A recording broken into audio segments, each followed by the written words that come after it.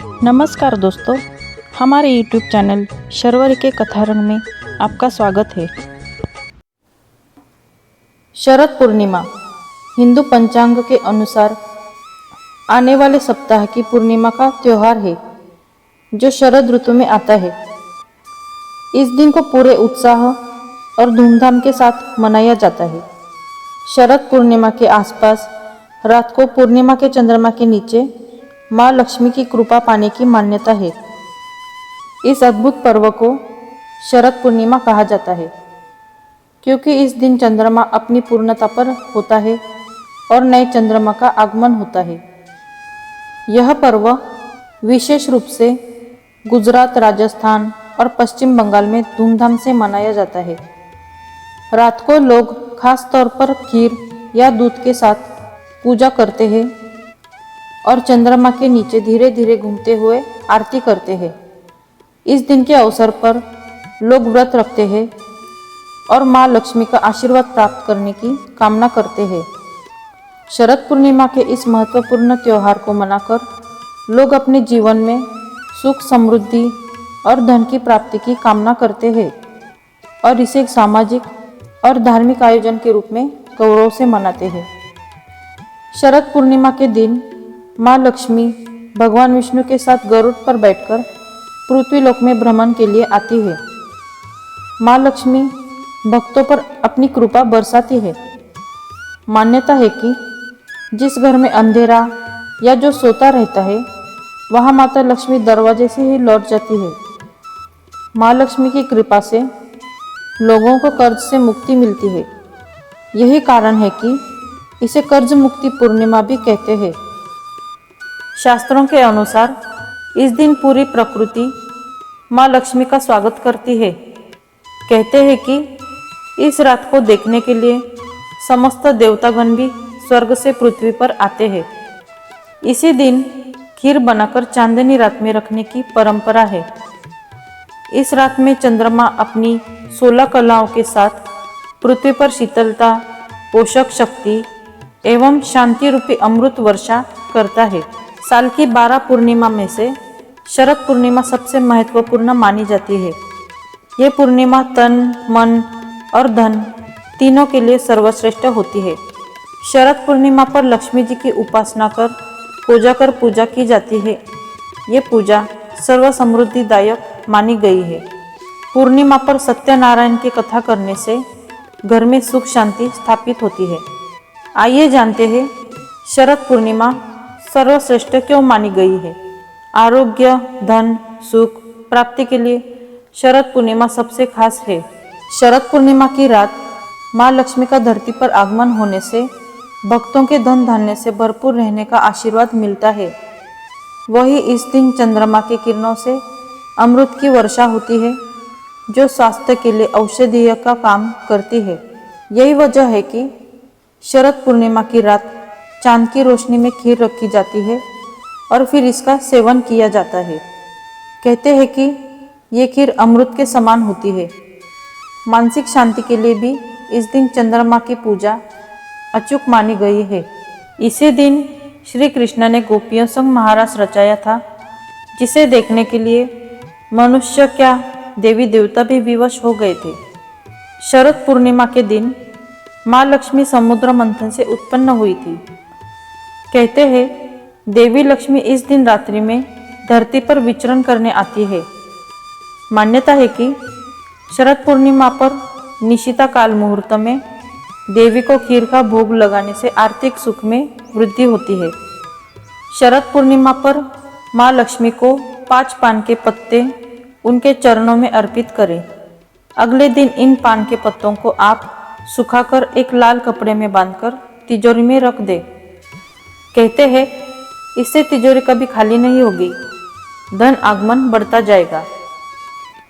आइए अब सुनते हैं शरद पूर्णिमा की पौराणिक कथा। एक गांव में एक व्यापारी रहा करता था, जो व्यापार के मामले में बहुत ही निपुण था। गांव के सभी लोग व्यापारी की बहुत प्रशंसा किया करते थे और उससे ही व्यापार की सभी वस्तुएं खरीदा करते थे। उस व्यापारी की 2 बेटियां थीं। वह अपनी बेटियों से बहुत प्रेम किया करता था। उनके लालन पालन में कोई भी कमी होने नहीं देता था। धीरे धीरे जब व्यापारी की दोनों बेटियां बड़ी हो गई, तब उस व्यापारी ने अपनी दोनों बेटियों का विवाह बड़ी धूमधाम से किया। अपनी दोनों बेटियों की शादी अच्छे अच्छे परिवारों में की। व्यापारी की बड़ी बेटी को पूजा पाठ में अत्यधिक रुचि थी और उधर व्यापारी की छोटी बेटी को पूजा पाठ में कोई भी रुचि नहीं थी। शादी के बाद व्यापारी की दोनों बेटियों ने माता शरद पूर्णिमा का व्रत रखना शुरू कर दिया। व्यापारी की बड़ी बेटी बहुत ही ध्यानपूर्वक और मन लगाकर शरद पूर्णिमा की पूजा की तैयारी करती थी और उपवास भी रखा करती थी। उधर व्यापारी की छोटी बेटी शरद पूर्णिमा की पूजा तो करती थी, लेकिन वह सारे काम को आधा अधूरा करती थी। व्यापारी की छोटी बेटी ने कभी भी शरद पूर्णिमा की पूजा संपन्न कर ही नहीं थी।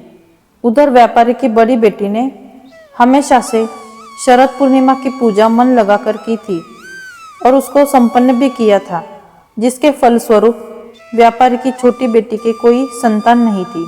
जब भी कोई संतान होती थी तो वह तुरंत मर जाती और उधर व्यापारी की बड़ी बेटी को संतान की प्राप्ति हुई और उसके बच्चे सही सलामत और स्वस्थ हुए। यह देखकर व्यापारी की छोटी बेटी बहुत परेशान हो जाती है और उसने एक ब्राह्मण के पास जाने का निर्णय लिया।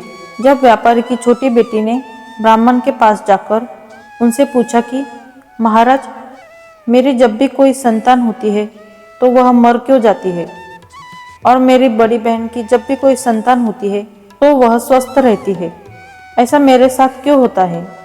उसके बाद ब्राह्मण ने व्यापारी की छोटी बेटी से कहा कि तुमने जो अपराध किया है उसका फल तुमको मिल रहा है, जिसके कारण तुम्हारी कोई भी संतान होती है तो वह मर जाती है। यह सुनकर वह आश्चर्यचकित हो गई और तभी व्यापारी की छोटी बेटी ने ब्राह्मण से पूछा कि कैसा अपराध हुआ है मुझसे, आप बताइए। तब ब्राह्मण ने व्यापारी की छोटी बेटी को बताया कि तुमने कभी भी शरद पूर्णिमा का व्रत और उनकी पूजा कभी पूरी नहीं की है, उसको हमेशा आधा अधूरा छोड़कर खत्म किया है, जिसके कारण तुमको यह कष्ट झेलना पड़ रहा है। इसके बाद व्यापारी की छोटी बेटी ने ब्राह्मण से इसका उपाय पूछा। तब उस ब्राह्मण ने व्यापारी की छोटी बेटी से कहा कि तुम एक बार फिर से शरद पूर्णिमा का व्रत करना शुरू कर दो और इस बार उनकी पूजा पूरी करना।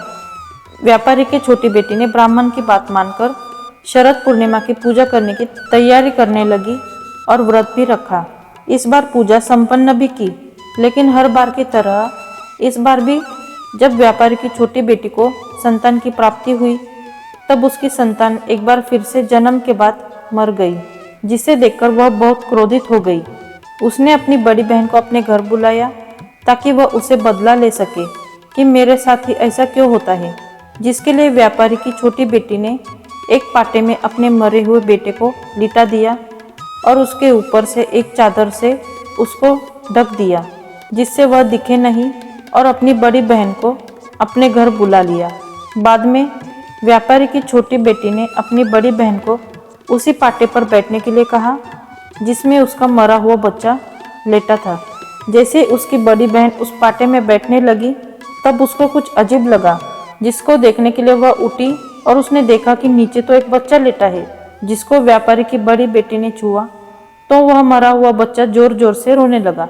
व्यापारी की बड़ी बेटी ने अपनी छोटी बहन से कहा कि तुम मुझसे यह क्या करवाने जा रही थी, अभी तो मुझसे अपने बच्चे की मृत्यु करवा देती और मैं कितना बड़ा अपराध कर देती।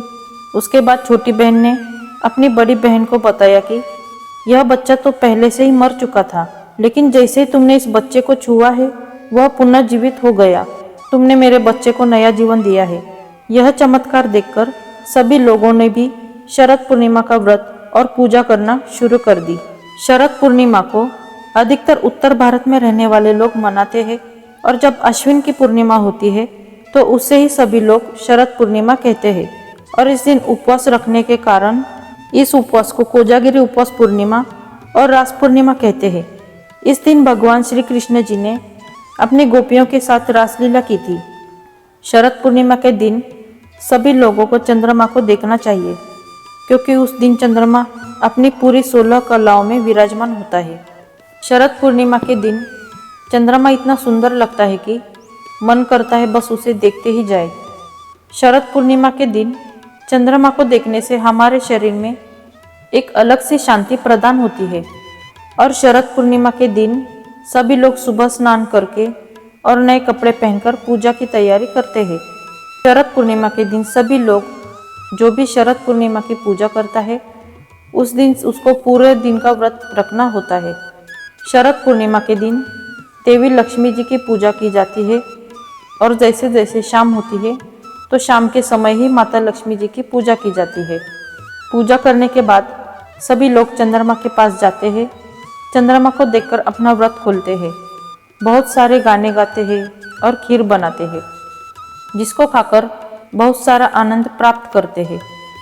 बहुत से लोगों का मानना है कि शरद पूर्णिमा वाले दिन रात में चंद्रमा से अमृत की वर्षा होती है, जिसके कारण सभी लोग खीर बनाकर अपनी छत में जाकर खीर को रख देते हैं। जब रात के 12 बज जाते हैं तब सभी लोग चंद्रमा की पूजा करते हैं, उस खीर का सेवन करते हैं। और ऐसा माना जाता है कि जो भी मनुष्य और औरत शरद पूर्णिमा का व्रत रखते हैं उसकी सारी इच्छाएं पूरी होती है। दोस्तों, ये जानकारी आपको पसंद आई होगी तो इस वीडियो को लाइक, शेयर और चैनल को सब्सक्राइब कीजिए। मिलते हैं अगली वीडियो में। धन्यवाद।